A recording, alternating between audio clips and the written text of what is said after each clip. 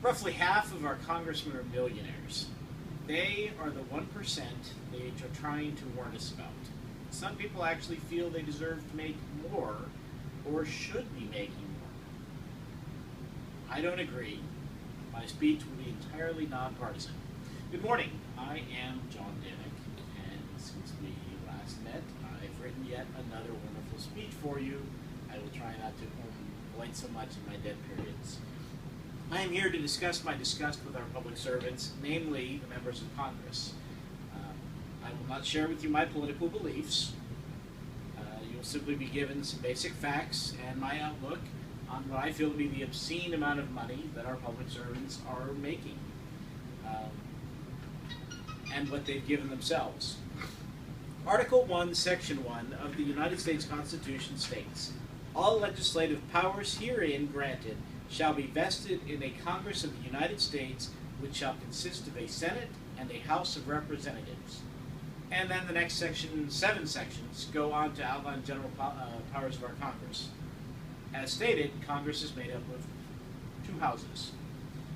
There's the House of Representatives, whose numbers are based on the populace of the state, and we have Senate, in which each state has got 2 senators that represent the state.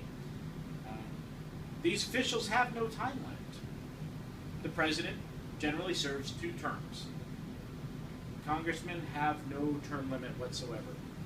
Unlike the president, therefore, we have gentlemen like Mr. Bill Dingell, who has served nearly 60 years in the House. He was around during Eisenhower. He was around when John F. Kennedy was killed. Mr. Dingell sits in the exact same seat that was held by his father. I know, it's an aristocracy. Can anyone say king, prince, duke? One of the perks of being a congressman, interestingly enough, is you get to determine your own salary. You get to determine your own benefits. You get to determine the laws and whether or not you actually have to follow them. The latter I'm not going to delve into today. I'm simply going to talk salary. The chart salary of a U.S. congressman is $174,000. With benefits and expenses, that number goes up.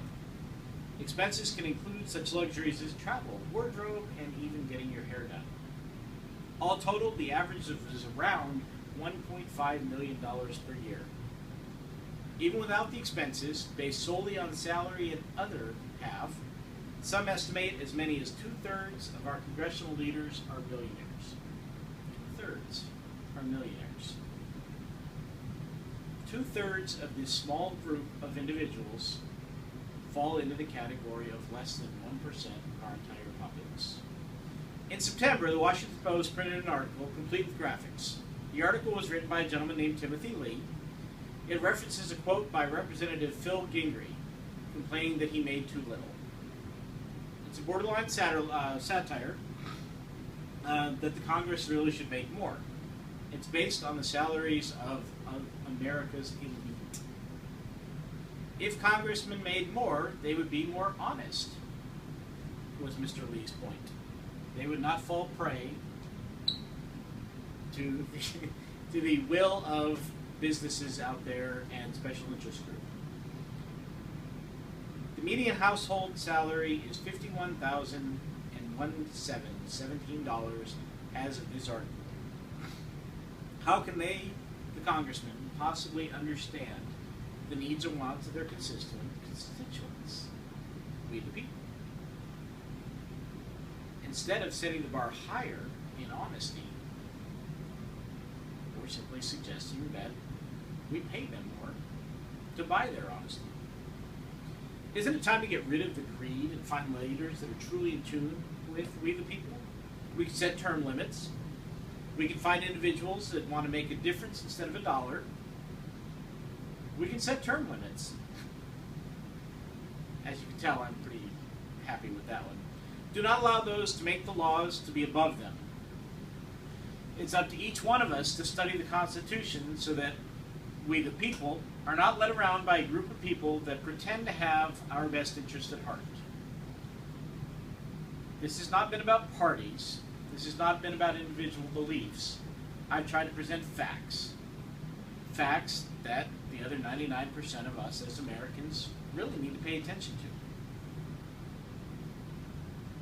I say 99% because our Congress, our best buddies in Washington, are millionaires. Being a millionaire in America makes you part of that 1% that they've told us to look out for. Let us stop looking out for that 1% and start truly looking out for the 99%. We the people. Thank you.